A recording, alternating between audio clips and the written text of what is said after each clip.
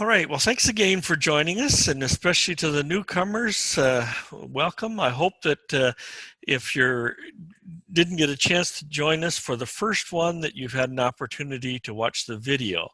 If not, the video can be found on communityofchrist.ca website under the training button, and you can watch it there. Also, if you have some questions in between the sessions, I've added an email address to the screen here, and so you're more than welcome to send me some questions and comments. Again, I hope to be presenting for about somewhere between 60 and 90 minutes, but anywhere along there we can take time to answer questions. So moving right ahead. Again, I want to remind you as to why we're calling this Restoration Adventure. And again, it comes from our scripture that reminds us that we're in this journey adventuring together in a spirit of openness and searching. And again, this is our prayer for this evening, that we will enter as we share together this evening. The idea for this discussion was conceived and put together by Kerry Richards. He had seen some of the materials presented when he was in Florida and Fort Myers and arranged to have some of the materials shared with us, and we appreciate Gary Villeneuve for that. Some of the stuff that I'm going to use tonight is actually comes from Tony and Charmaine Chavala-Smith, and some from John Hamer. So I thank them as well for their contribution. I want to start by going over some of the a brief synopsis of where we were last time. We talked about how over the last 20 years that the church, particularly through the counsel from the prophets, has encouraged us and challenged us to become a prophetic people. Well, what does that mean to be a prophetic people? That's certainly something that we need to continue to work on as a people. But certainly it is a call to discernment to figure out how the gospel, the good news, needs to be shared in our time. And that, in fact, is part of the counsel that says you live in a world that has new challenges and you need to develop new forms of ministry, new responses. And of course, that calls us to be a prophetic community. Many of us are going to react by saying, oh my gosh, what do we need to do to get ready? How do we need to prepare? What resources do we need? How can we do that? And yet part of that counsel is that in fact, we as a community have been given abundant resources and opportunities and gifts. On this adventure that we're on, and there's that adventure word again, says that we're on this continuing adventure. Where are we going? And the council says that we are poised to fulfill that vision. Does that mean that we're already being led to get there?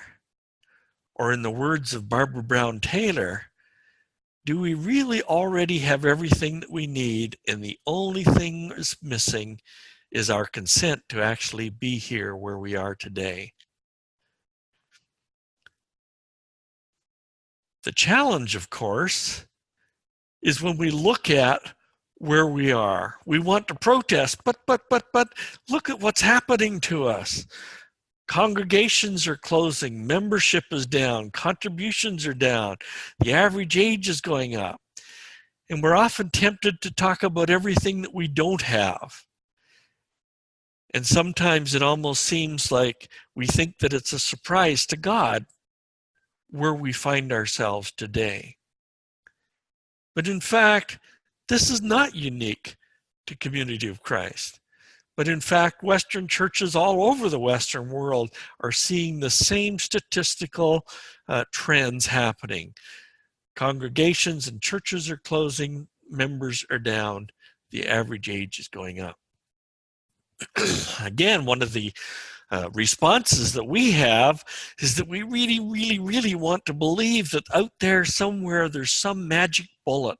There's some magic thing. If we could just find that right spot, that all would be different. And between the sessions that we've had, I've heard many of these different kinds of things come in our discussions. And I'm sure you can add many more. But the reality is that as much as we want to believe that there's some magic thing, those are just kind of thimblefuls of response in response to these massive waves of change that are coming at us from all directions. Wave after wave after wave of change is part of our experience here in the early 21st centuries. Now we reviewed how some of the demographic trends definitely aren't helping. The birth rate has dropped dramatically, such that simply to stay at the membership levels that we had in the 1960s, that we would have to have 90 or 100% of every one of our children continue to be engaged, and their children and their children. And the reality, of course, is that that doesn't happen. I found some other research earlier this week that talks about why people often stop going to church. And the number one issue is because they've changed locations, that their family has moved somewhere, whether it's students going to college, whether it's moving for a new job, whether it's someone moving back home. The very act of moving, of having to be about something different and away from the familiar, means that often that is the primary reason why someone no longer attends that particular church or any church. And so we get some numbers that are dramatic. But the numbers show that it's more than just demographic trends. It's not just statistical anomalies. There's something going on where the people in different generations are responding differently to the call. And so if we look here at these 4 generations, we see numbers that shows that if you were born before 1945, there's a 60% chance that you're active in church. If you're a baby boomer, like many of us who are in this session together, there's about a 40% chance. The Gen X's are 20, and if you're born after 1984, there's about a 10% chance that you're still actively involved in church. These numbers tell us that it's not just the demographics that are at play here. There's something else going on. The net result, of course, is that when we look at the overall statistic, this being an American study, but it shows that, well, Christians dominate in total 51% or 54% when you add both Protestants and Roman Catholic. If you simply take the one group that is there, the nuns, in the yellow on the left, that is the largest group. And more significantly, it's growing faster than any other group that's out there. Many people want to point to immigration and say, oh, people from all kinds of other faiths, Muslims and Buddhists and so on are moving in. But if you look at those numbers, they're still tiny, tiny fractions of the overall population. By far, the most dominating part of our society today is this group called the nun, those that have no religious affiliation at all. And as I note here on the slide, in Canada, our numbers are even larger as a percentage and are growing faster than they are in the US due to the influence of the Bible Belt. And so we finished up last time by talking about the idea of postmodernism, this whole idea that people who have been born in the last 20, 30, 40 years, the scholars and everybody else still argue about when postmodernism started or if it's even started, but that they have fundamentally developed a completely different mindset and a worldview. And that this worldview, which they call postmodernism, is at the heart of what's happening in organizations. And again, you'll remember last time we talked about how it's not just churches, but all kinds of organizations such as service clubs and hobbies and anything that requires membership is suffering because people are not joining. We ended up on the discussion of talking about how the postmodern mindset is different. And in particular, these three fundamental issues: no universal truths, they learn differently, and don't trust institutional authority. And again, we're going to talk about these a little bit more today and also in the future sessions. And so the question becomes, what does a postmodern church actually look like? What does it mean to be a viable church in a postmodern environment? And so that's where we're going to pick up today and begin to explore a little bit more. Now, mostly we're still going to talk about context. You'll remember as we talked about the exegesis process, as we try to understand what that counsel that we've received as a church in the last 20 years, what it might mean to us. That exegesis process calls us to do context, context, context. And so that's why we're going to spend so much time, because it helps us understand not only the challenges that are there, but also perhaps highlight some of the opportunities. And that's what we want to explore here today.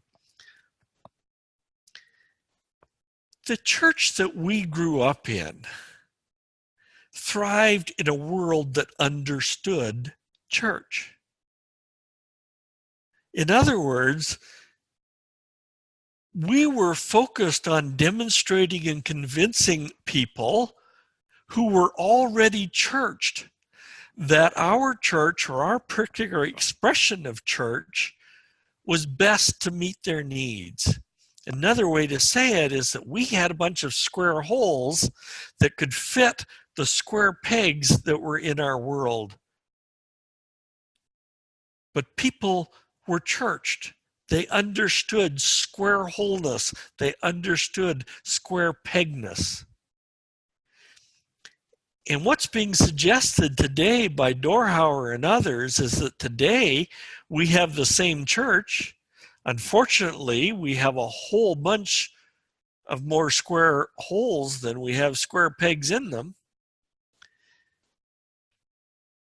But we're now in a very different world that is no longer filled with square pegs looking for square holes. But in fact, people are very different, and they don't fit into those square pegs, square hole model that we had. And so we want to ask the question, how did the church, both the Christian church in general, as well as Community of Christ in our own tradition, how did we get there?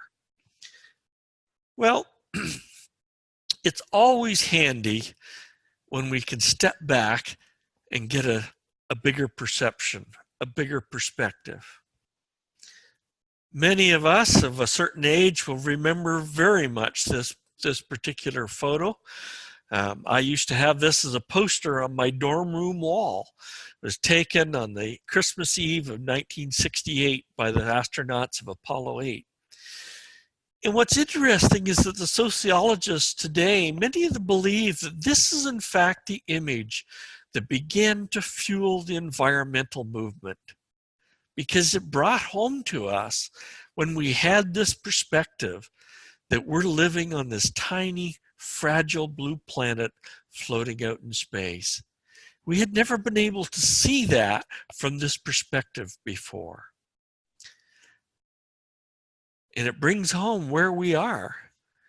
And so let's see if we can get the same kind of perspective by stepping back and understanding how we got here as a church, particularly in the big picture of Christianity.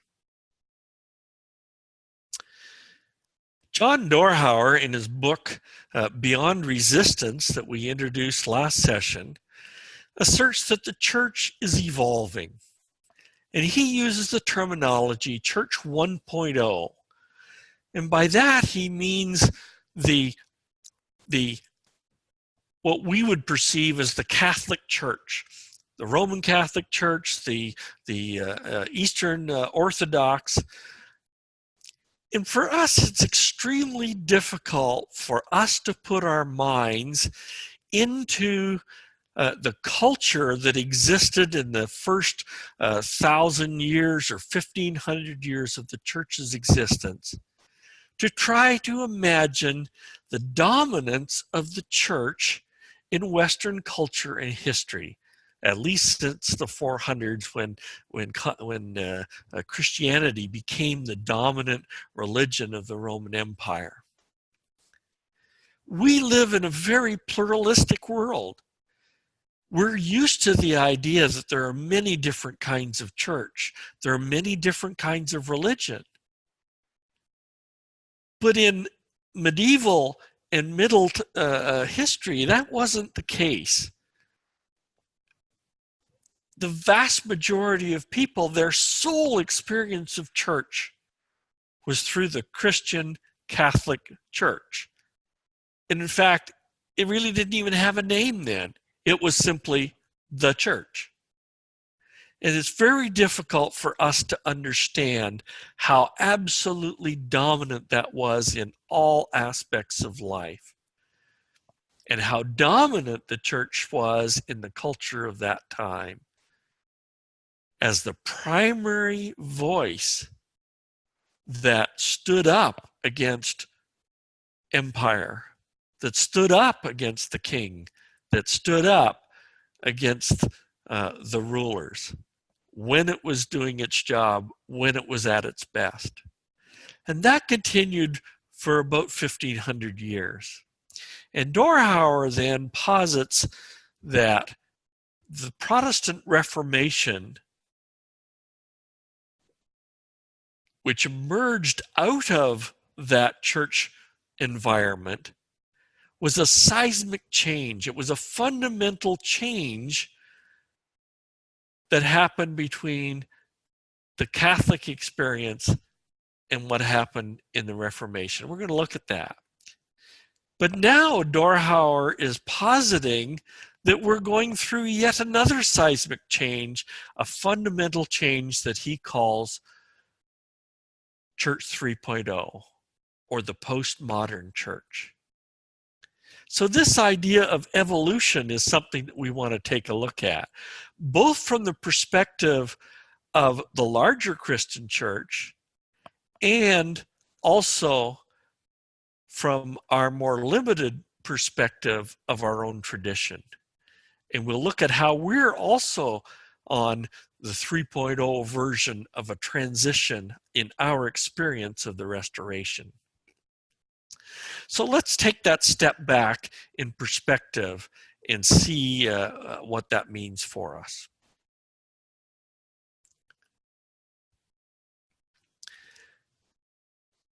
One useful way to look at what happened as the church evolved through those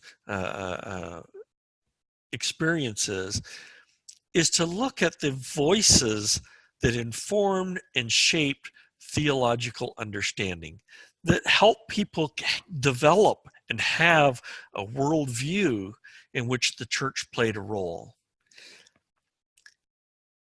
There's a thing called the Wesleyan Quadrilateral, which talks about 4 voices, the first of which is tradition. Tradition helps us understand where we came from.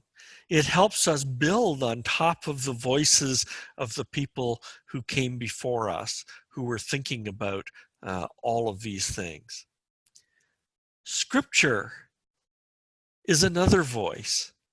Scripture is a written variant of that voice that has a permanence to it that allows it to come through the ages and to speak to us over and over again.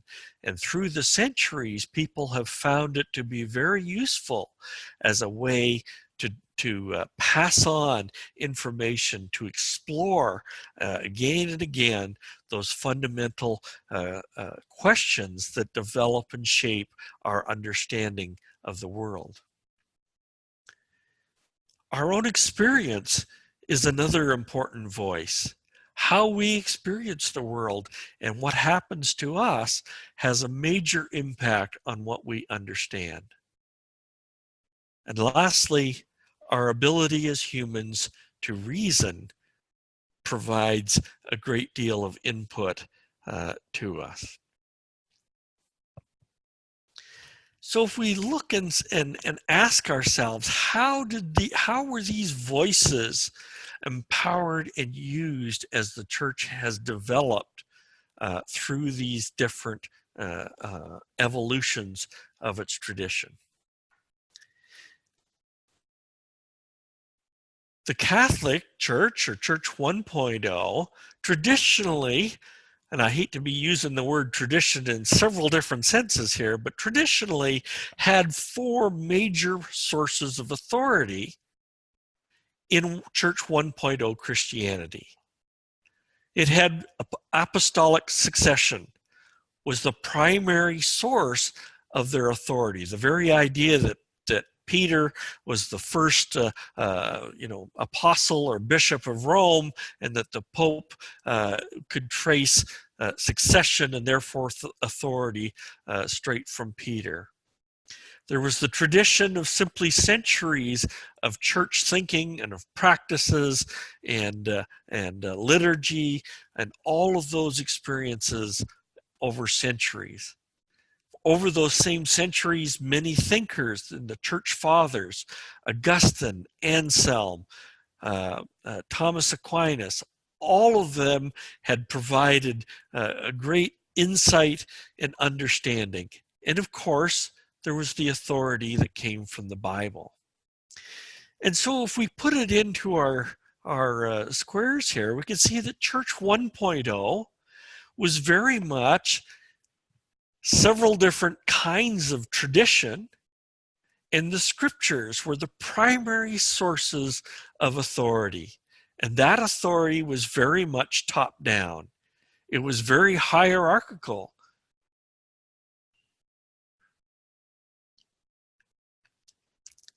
So then we get to the 16th century. And along comes Martin Luther, who we know as the most prominent voice that began to speak out against some of the issues that what they saw in the church. And so we give Martin Luther credit for setting off this movement that eventually became what we call the Protestant Reformation.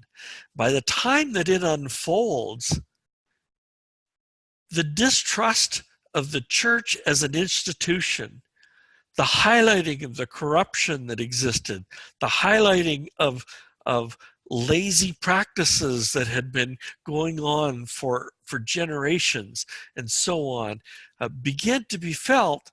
And so the reformers basically rejected all of those sources of authority except the Bible. The term sola scriptura, which is Latin meaning by scripture alone, captured this new ethos of understanding. And we need to also remember that by the time Martin Luther has come along, this is about a couple of generations after the period in history when the Eastern Church, headquartered in Constantinople had fallen in 1453.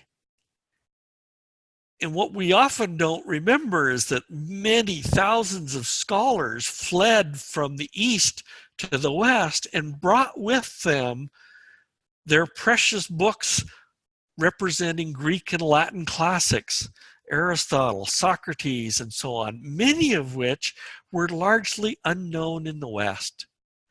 And that began to also kick off a whole change of thinking in the way that people understood the past, and what's often called the Renaissance humanism.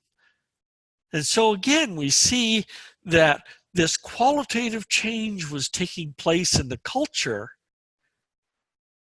It also gets reflected in this qualitative change in the way that people are relating to the church. And so now Protestantism, or the Protestant reformers, are saying we can't trust all that tradition. We have to focus solely on the scriptures. So this focus, of course, would have only been amongst all of the scholars except for one thing. Not only this change in culture, not only this change in worldview towards the church, but along comes some technology. This idea of sola scriptura basically went viral, to use our terminology, because the printing press, which was relatively new technology, especially in Western Europe, at the same time. And so suddenly this idea of by scripture alone, and as soon as we start to talk about scripture, now there's a great deal of desire to have scripture that's not just in Latin, but is in German, is in English, is in French. And so we see the development of all these different versions of the Bible in the native languages. And so we go from having a single Latin Bible, the Vulgate, to having scores of different translations and different versions in different languages. And that's all made possible because this new technology of the printing press and movable type appeared in Europe in about the same time. And so Dorhauer is pointing out that the key fundamental difference between the Church 1.0, the Catholics, and Church 2.0, the Protestants, is that they rely on different sources of authority. That also then has some implications, because focus on the scripture, sola scriptura, is great, but everyone who can now read it in their own language, be it German or English or French, can also make their own interpretation of what it means. Instead of having a single church and having a tradition where everyone kind of agreed or at least talked about things in the same way, suddenly this sets off a huge development of all kinds of different people reading and interpreting the Bible, really for the first time. And so what happens? We get all kinds of institutional interpretations. And so Church 2.0 begins to look a lot more like this, where this focus on the scriptures. And by the way, how do you get across what your interpretation of the scriptures is? It's by preaching. The research shows that in Catholicism, the liturgy was pretty consistent. But the Protestants came along without the benefit of having the generations of that liturgy. Their focus was on the pulpit and preaching. And so all these different sources of interpretation begin to appear in all the different variants that we still see today, and now we have hundreds more. And yet all of this authority was still coming from largely educated clergy and institutions. Given that only a tiny fraction of the population was literate and could read it for themselves, And yet it was still many, many more than it had access to it earlier. And so the authority is still top down, even though it's coming now from many different church sources in the Protestant denominations that begin to emerge. And so the authority is still coming from clergy and from institutions.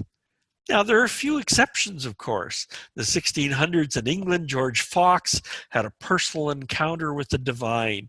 And out of that experience, he realized that people didn't need to have a church as an intermediary in order to experience God. And the organization that he developed around that idea was the Religious Society of Friends, or what we know today as the Quakers. And of course, 200 years later, in upstate New York, Joseph Smith Jr. would follow a remarkably similar process to come to many of the same conclusions.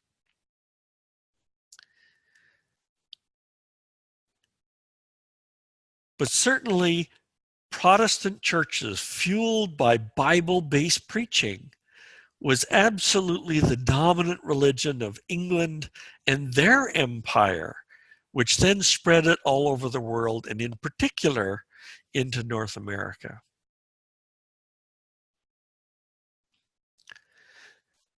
So using that model that talks about where do we get authority from, we can readily see how Dorhauer differentiates Church 1.0 and Church 2.0.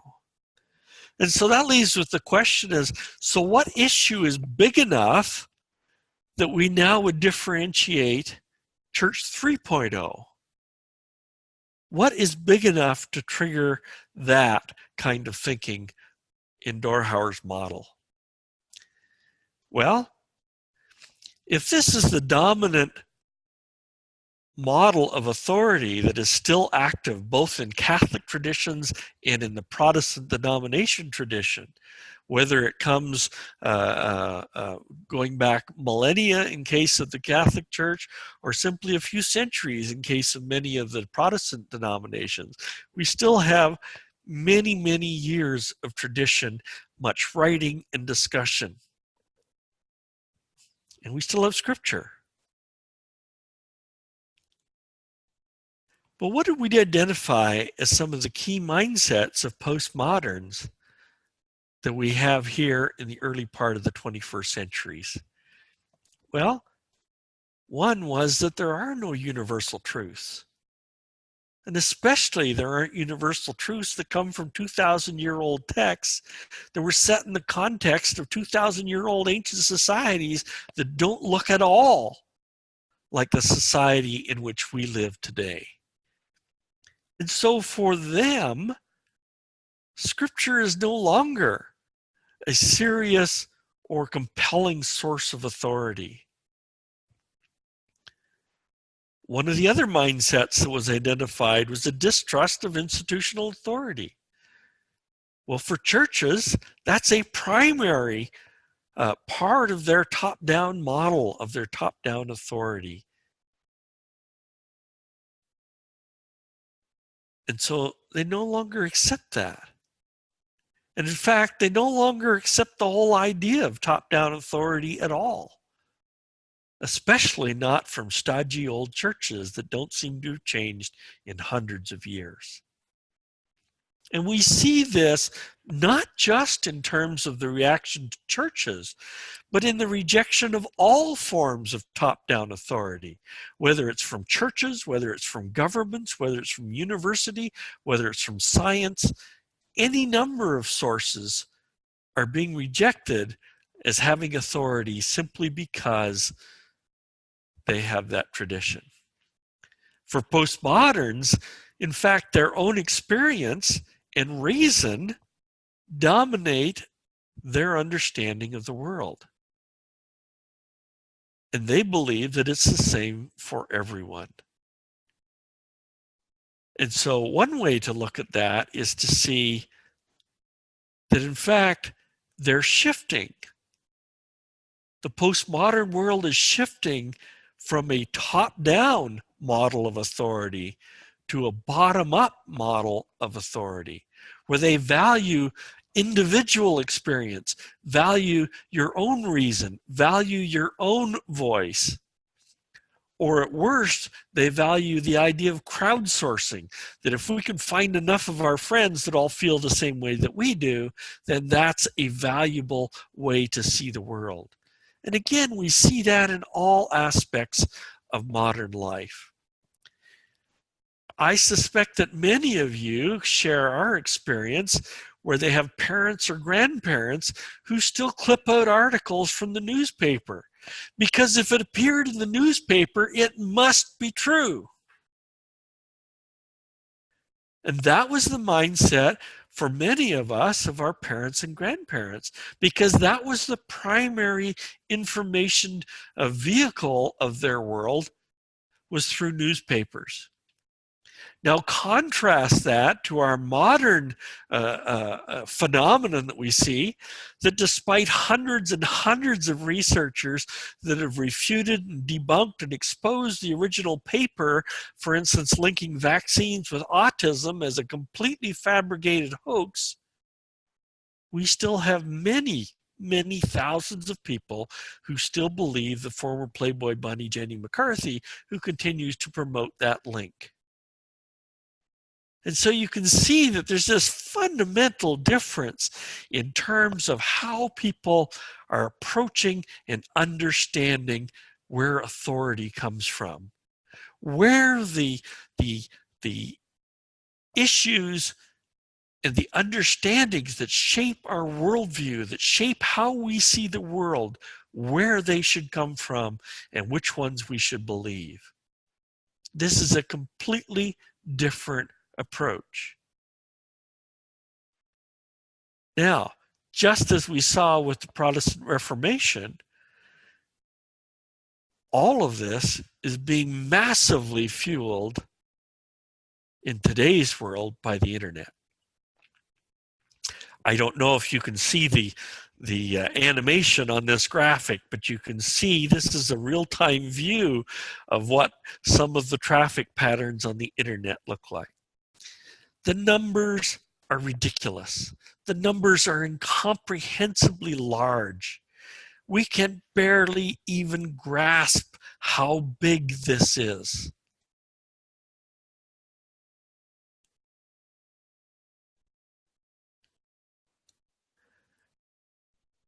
Many researchers basically are saying we have produced as much information in the last 2 years alone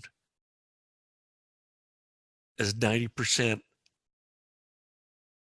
So it's the 90th percentile, if you will. We've produced more information.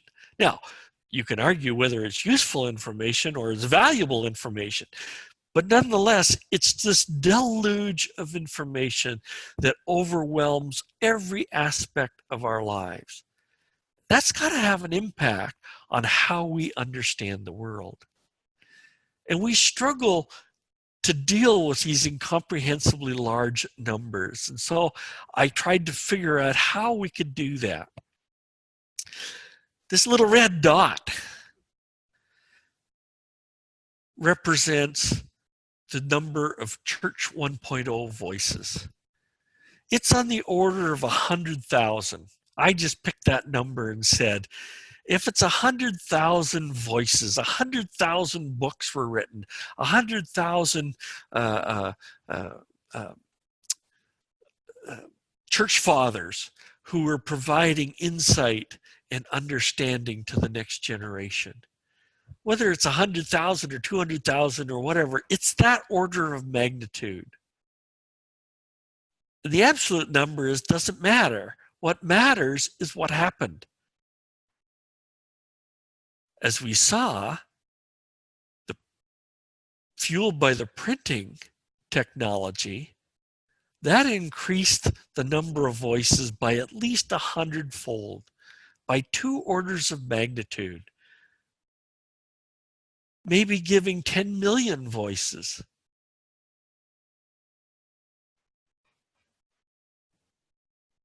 But all of those are just laughable.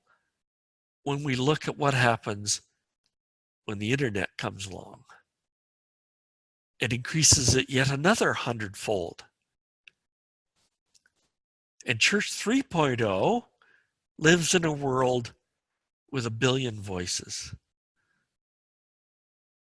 How then do people understand? How do they sort and filter? How do they have some way of understanding what makes sense and how to work through all of this?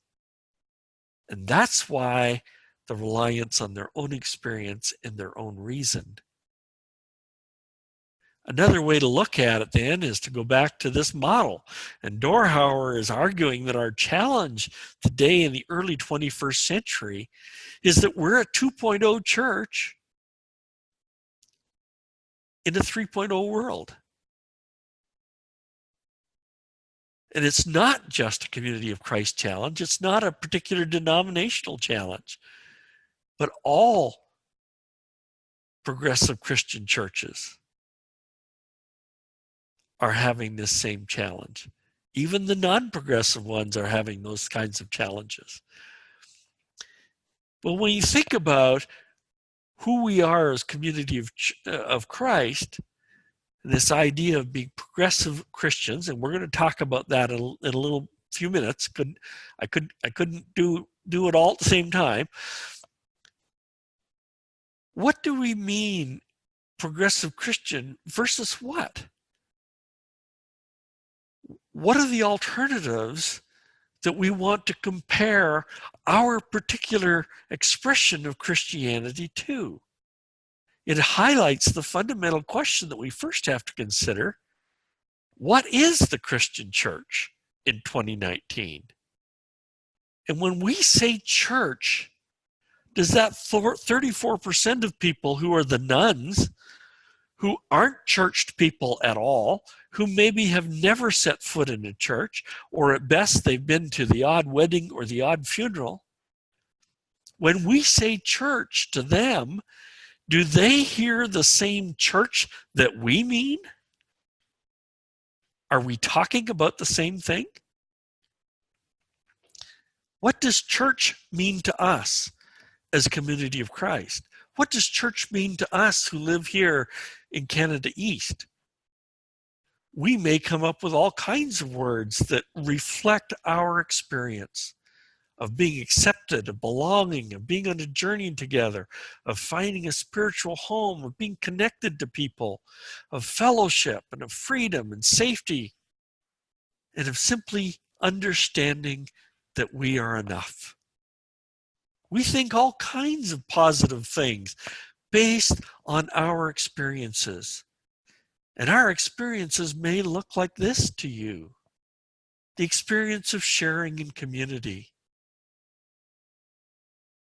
The experience of being together with people that you know and care for.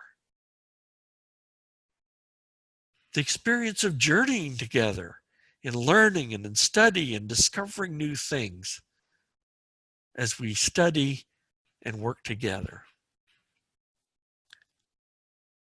The experience of serving together, of offering ministry, of standing up for what we believe, trying to make a difference in the world, trying to make a statement to say that there is a different way to live. There are some different ways that we can engage with the world. And of course, food, always food, sharing of meals together.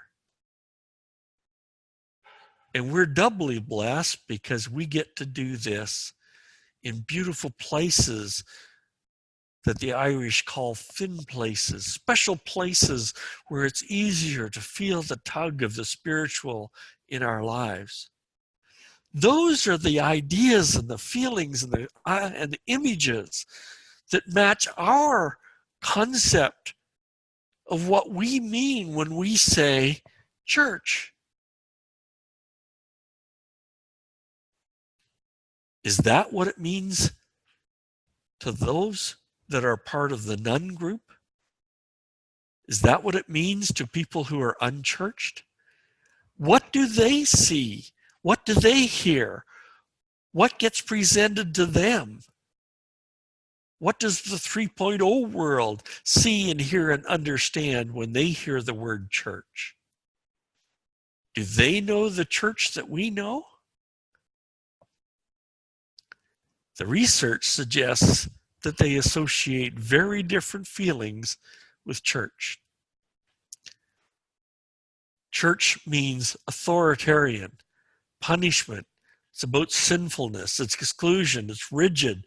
Don't ask any questions. It's judgmental. It's irrelevant. It's boring, hypocritical. It's unworthy. And the one I liked was someone just observed that churches seem to have an obsession with genitals and sexuality.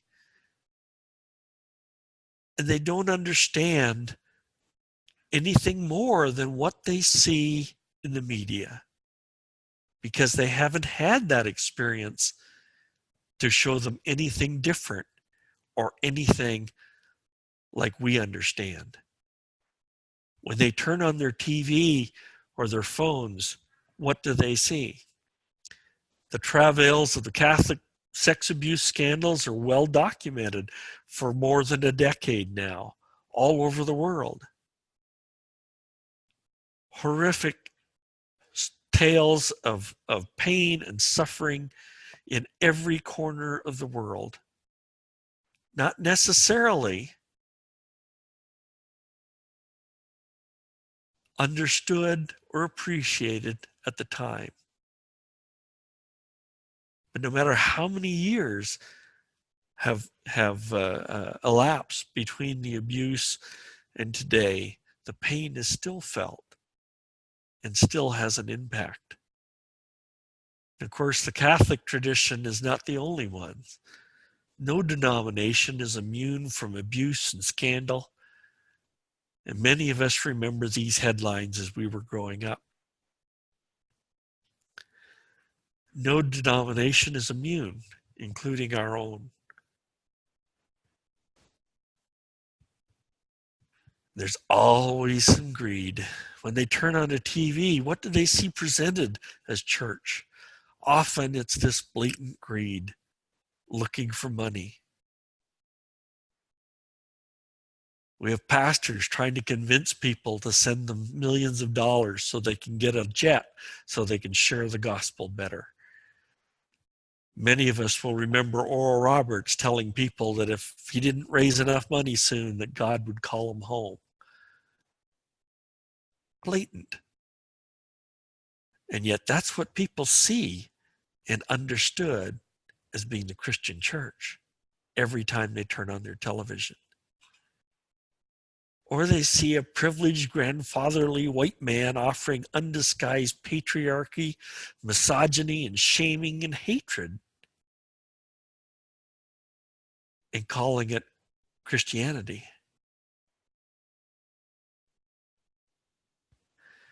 And then, of course, we have our favorite with the vile hatred that's spewed by the Westboro Baptist Church, all claiming to be in the name of the same God, the same Jesus, the same Christianity that we proclaim.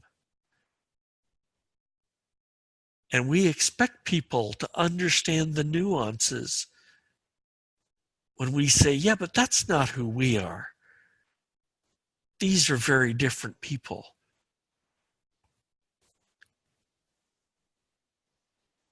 If that was Christianity in 2019, do you want to belong to any of that? If you're like me, you absolutely say no. If that is going to be Christianity, if that is what the gospel is going to look like, then I want absolutely no part of it. So in many ways, we're kind of standing there in front of the door of the Wittenberg Church with Martin Luther saying, I don't want to be part of what exists today. I don't want to be known as part of that. And so perhaps we need the same kind of reformation or the same kind of revolution in order to distinguish the Christianity and the church that we know and love and understand, and the one that is predominant in our media.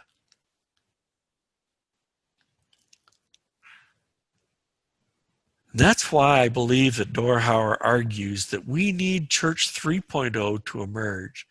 Because when we talk to the nuns or the millennials about church, we're often not talking about the same thing at all. We're talking about two completely different experiences.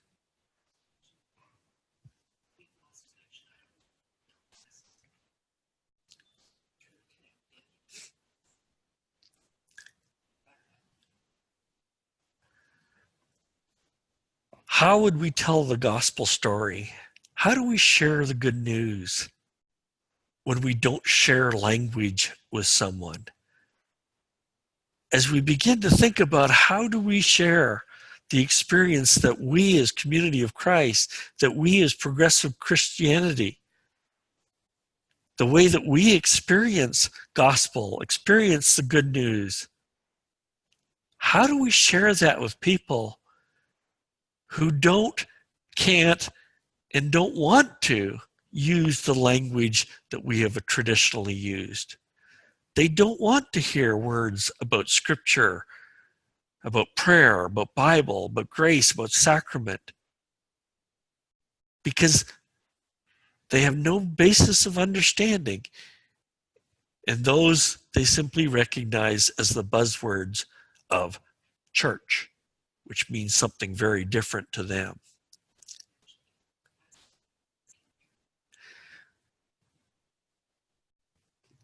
Are we still connected? We're having some connection issues here and wonder if there's still anyone out there. I'm here. Okay, we'll assume that it's local and continue on. The challenge, of course, of trying to tell the story to people who don't share our context, don't share the same language, don't share the same experience, we have to ask ourselves, have we as Community of Christ ever had any experience with doing that? And the answer is yes, in fact, we have. And I think it might be useful for us now to step back a little bit in perspective and look at our own experience as a denomination and as a tradition. Remember, we talked about just as the larger church has evolved over time, our tradition has also evolved. So let's take a look at that for a minute. Restoration 1.0 was clearly the church as it was established in the 1830s. From a theological point of view, it was a primitivist church. It was trying to restore things the way it was in the beginning. And from an experience point of view, today we would look back and say, boy, that looks very Pentecostal in terms of the way that people went about expressing that. The second version of the Restoration, the RLDS that most of us grew up in, starts about 1878. And if you want to know why that's the magic date, you'll need to take some classes and learn some of the history about what happened there. But that experience was today what we would call a very fundamentalist and evangelical kind of church. Now, of course, it also continued to evolve. And Restoration 3.0 is what we experience today as Community of Christ, which is a form of progressive Christianity, and in fact is now the antithesis of the fundamentalism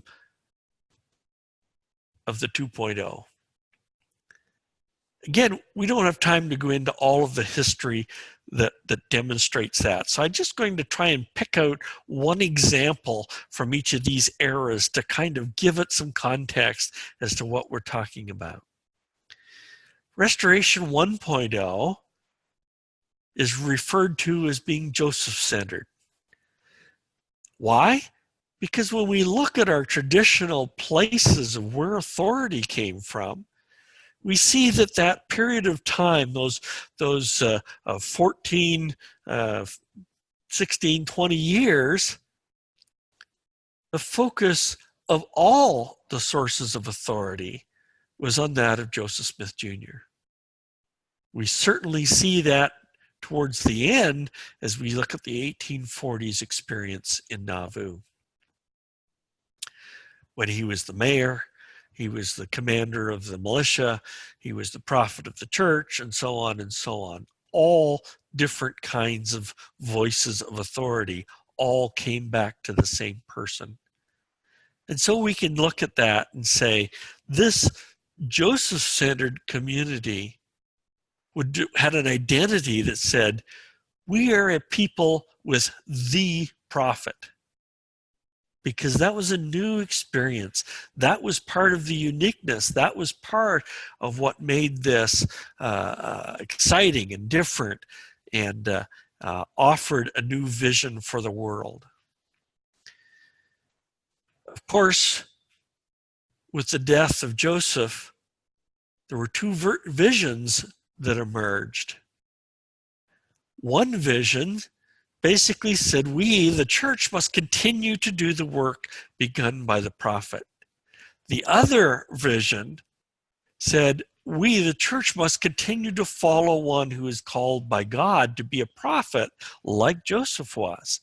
And there are many who put forward some kind of claim to be that prophet. And so one vision of the restoration was that it meant following the prophet Joseph, that the church, the institutional and historical authority would carry the work forward. And of course, that version or vision of the restoration, as expressed by Brigham Young, is the one that is used by our Mormon cousins who moved west and went to Utah. The other vision saw the restoration as being expressed as having a prophet who was called by God, and understood that we needed prophet leadership or prophetic leadership to keep moving forward. And of course, ultimately, that's where our branch of the tradition, out of the many dozens and dozens of branches that splintered off, it began to then collect people who became part of the RLDS, or the second version or the second evolution of the restoration. This one we describe as being church-centered. It was all about being the one true church. And one true church meant that you had the right beliefs, you had the right authority, and the right prophet. It's symbolized by this photo of a preaching chart that laid out in excruciating detail all of the absolute right beliefs with all of the proof texting and all of the different concepts that you needed to understand in order to be part of that one true church. And so we went from the 1.0 to a church-centered vision with an identity of being a people with a prophet. Although probably more accurately, we would amend that to being the one true church with a true prophet, because that was certainly the mindset.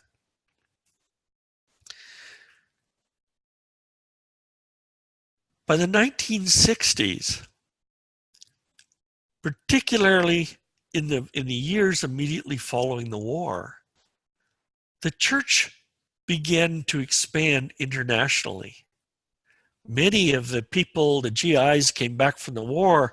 Some of them had married people who were in Asia, and particularly in Japan and places like that, and who moved there and said, help us start the church here. And as the church had to decide whether it wanted to expand internationally, and they began to spend time, we had people who were going and living in these places, like Charles Neff in Japan, coming back and saying, this isn't working. The familiar, successful RLDS message of being the one true church that was designed for a world of square pegs and square holes, that was designed for people who were already churched. That message was best expressed by the Go Ye and Teach slides that many of us will remember being used in cottage meetings. They came back and said, that doesn't work, because now we have the one true church with its square holes and the square pegs, but it's now in a non-Christian world. Why do these non-Christians, why are they going to care about the nuances of why we are the one true church, why we have the one true prophet, why we're different from Protestants, why we're different from Utah Mormons? Why would any of that have any meaning or difference to them? They had absolutely no context in which to understand that message. They don't even know about God in the way that we think about God. And as the church struggled to respond to those messages in the 1960s, it began to set off a process that lasted for decades, where we went through the exercise of essentially going back to the fundamentals of asking the question, who are we as a church? What really matters? Ultimately, it required that we come to terms with our past, that we come to understand that our history of where we came from and whose father was whose really wasn't what our church was about. And as Mark Scheer, and it was then paraphrased by Grant McMurray, described it, our history is not our theology. We had to let our history go and just let it be history and come back and say, what is our theology? What do we really believe? What do we really understand as a church that we're called to be? So on one hand, we had to come to grips with our past and had to come to terms with a new vision for the future. And I'd suggest that the same challenge that we've referred to earlier from Grant McMurray, who challenged us to change the way that we think about ourselves as being a people with a prophet, of being a one true church with a one true prophet, to changing that to our calling as a prophetic people, that focused us, as Douglas John Hall would have said, on gospel, on good news that's centered on Jesus as the Christ. And as we went through those decades, of which many of us were participants, we focused on all of those issues and how they affected us as a church. Excuse me.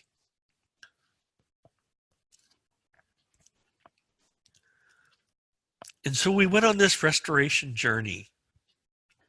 We went from excluding everyone else by claiming to be the one true church, the only one, to seeing ourselves still with a unique identity, but within the circle of Christianity.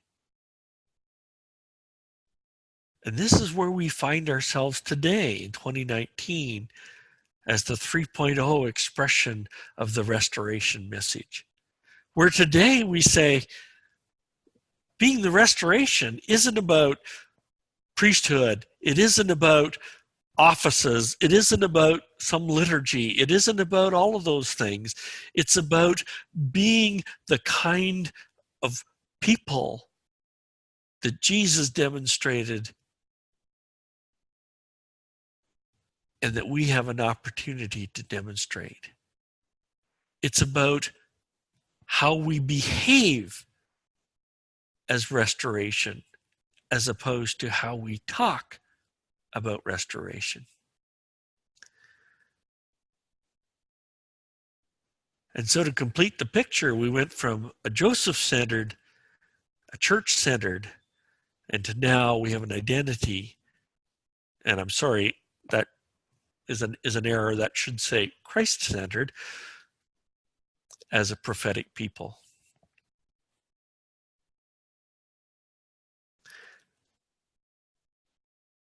So as we become a more Christ-centered church,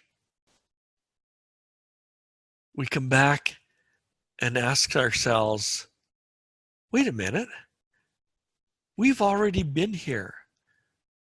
We've already asked those fundamental questions about our identity and our message so that we could tell our story in a new international world that had a new context. And so that leads us to ask, what can we learn from that experience that might inform us about the experience and the transition that we find ourselves as part of here in 2019? So in a postmodern world that has these different mindsets, the question becomes, what can Community of Christ offer in this postmodern world? What can we offer that is relevant and compelling and meaningful to postmoderns? And we ask ourselves, what can we learn about our experience over the last 40, 50 years as we have transitioned into Community of Christ, as we have begun to understand what it means to take the message of gospel into other parts of the world that have completely different context, completely different language, completely different experiences, who have completely different expressions of church? How can we learn from our experience doing that how some principles or some ideas about how we might do the same thing in our world today? And so with these first two sessions providing context, maybe way more context than you ever wanted at the beginning, but with this level of context, these are the questions that we want to ask and begin to answer as we look at these questions in the next session. And again, I invite you, if you have any questions that you want to send by email, to send them to me now. Anytime in the days and weeks ahead.